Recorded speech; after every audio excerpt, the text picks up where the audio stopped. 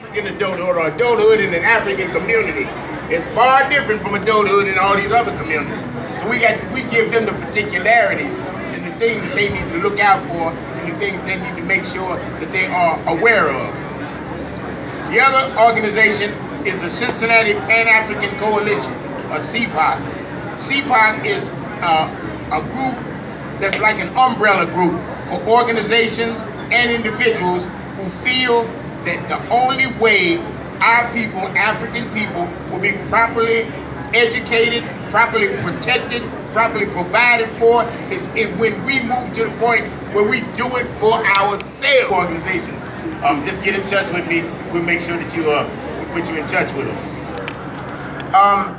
Sister Nzinga said that I've been working all my life, and really I have. Since high school, we were doing study groups around black organizations, and I moved to the point where I just said, look, I'm not working no more for politics in this society. I'm not working no more against police brutality in this society. I ain't working no more for employment in this society. We got folks who need to do that because we need to have it happen because we are not doing for self yet.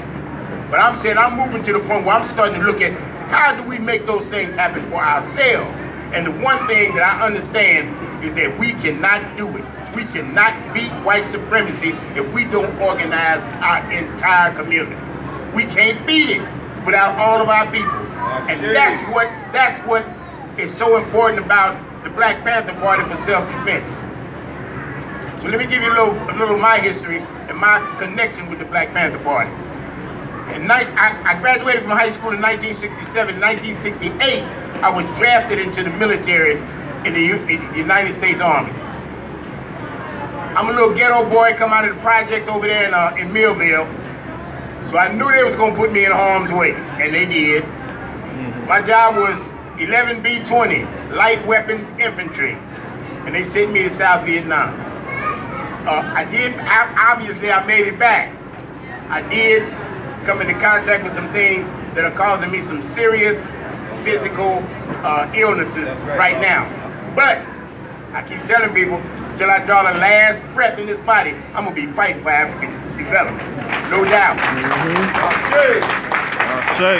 But once I came back from Vietnam, I still had 6 months to do in the military, and they stationed me in Fort Hood, Texas, where the biggest big town or city to Fort Hood, Texas was Dallas. So a lot of the brothers there, we would hook up maybe 2-3 times a month and go to Dallas. That's where I hooked up with the Black Panther Party. I ran into a sister who was working on what was called the Free Angela Davis Committee. Everybody familiar with the Angela Davis situation? Yeah. All right. I started working on the Free Angela Davis Committee, and we were putting together fundraisers and organizing protests to get Angela Davis out of jail. The Black Panther Party was putting all of that together because they were ideal for putting together freemen of political prisoners. When Huey Newton was in jail, free Huey. When Geronimo Pratt got arrested, free Geronimo. And then finally was free our sister, who, let me tell you, what she had done was she paid for the weapons that were used in a jailbreak. The judge got killed and what happened. But they went and they arrested her. She actually turned herself in. They arrested her, and that's why the Free Angela Davis Committee was so important. But what it did for me, it put me in direct contact with the Black Panther Party for self-defense. I never became an official member, but I worked with those brothers all of the time. When I got out of the military, I worked with them every day. I did not become a member of the Black Panther Party because I had some issues with some of the brothers in the Dallas chapter. They was seeing white women. But anyway,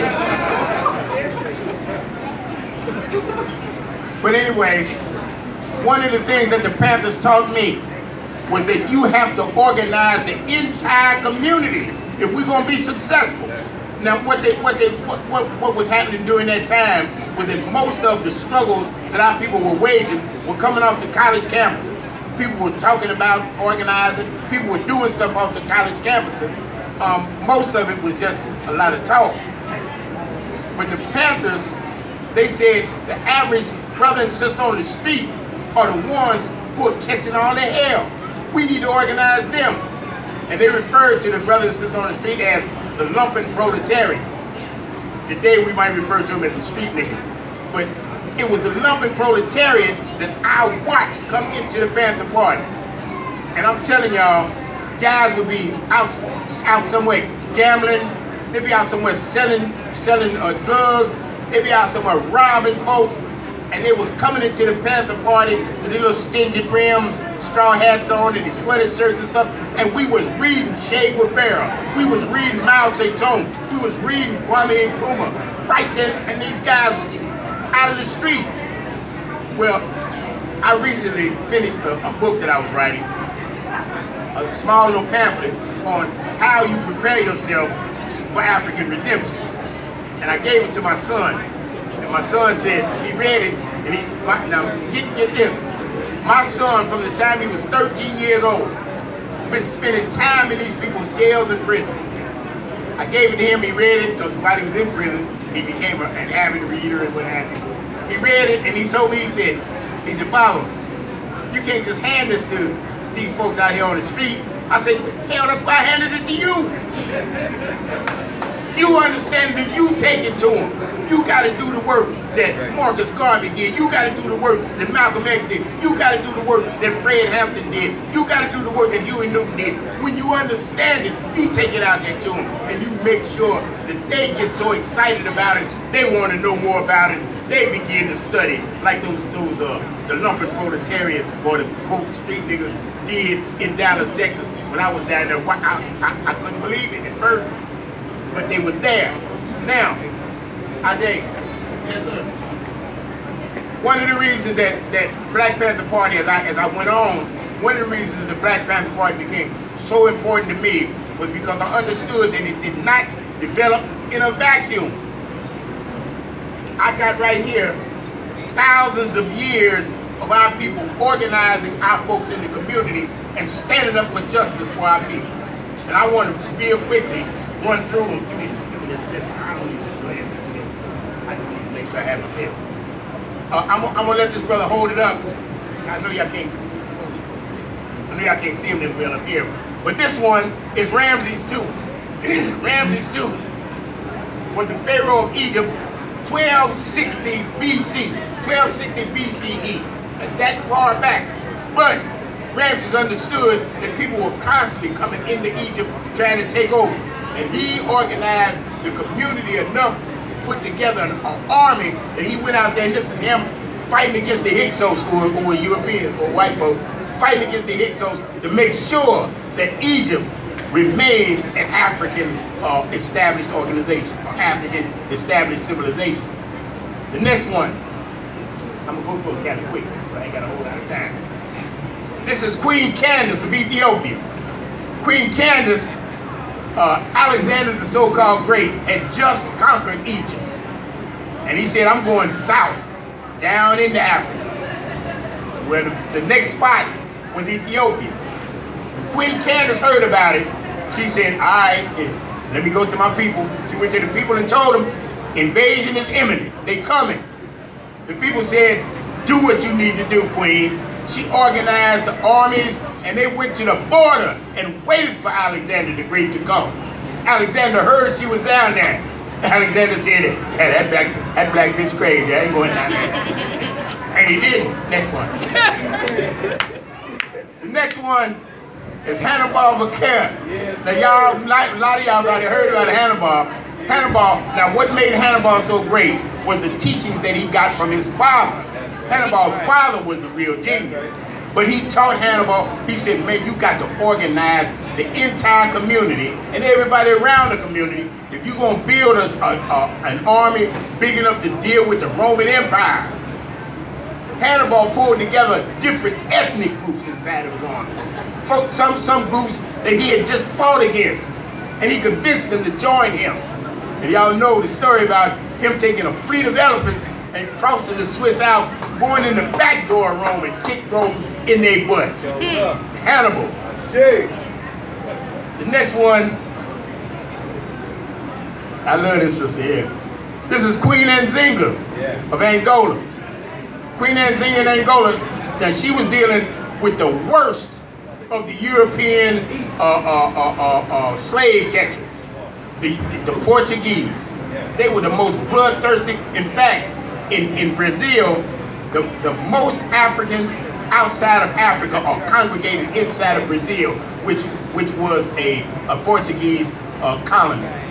That's how much they was taking our people up out of there. Queen Nzinga, her brother was the king. She said to her brother, "You's a punk. You ain't stopping these folks from coming in and taking our people." She went into the community, organized the people, got enough support, they took over the kingdom. She became the queen. When she became the queen, she took off her gown, put on some breeches, jumped up on the horse, and led her troops out there to fight the slave catchers. In fact, she put the word up and down the west coast of Africa: if y'all get to Angola, they will not mess with you here. And as long as she was alive, they did not mess with Queen Nzinga. All right, the next one. That one, who is that? Is that Zuma das Palmeiras. He was in Brazil, also dealing with them crazy Portuguese. He was one that just, like Fannie Lou Hamer said, he just got sick and tired of being sick and tired. They had so many people they had enslaved. He just organized the slaves and moved against the Portuguese, scared the Portuguese so much, and influenced the people so much that to this very day, the biggest celebration that they have in Brazil among our people is the celebration of Zuma. That's my brother right there. Next one. Oh, y'all know this one. I believe. Yes, that one is Toussaint Louverture. He was in Haiti.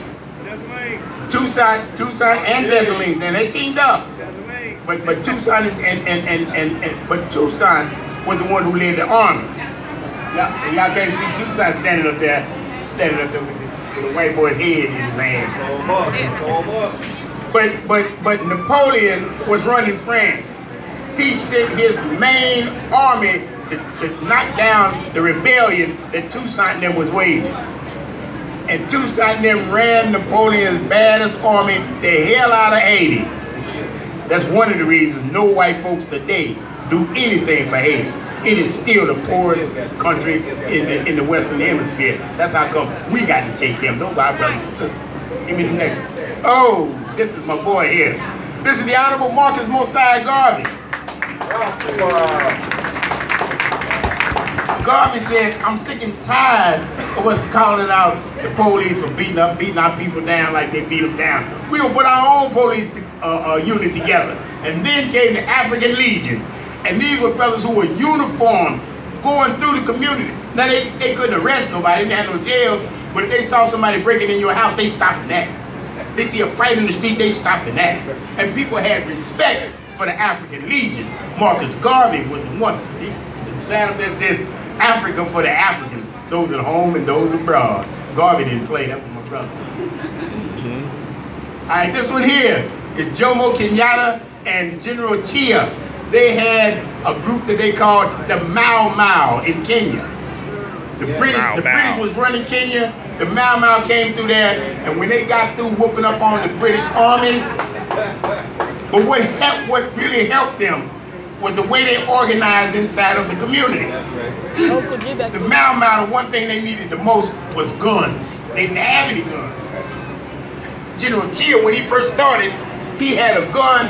The rest of his troops had knives, while round us barked the mad and hungry dogs, making their curse at our lot.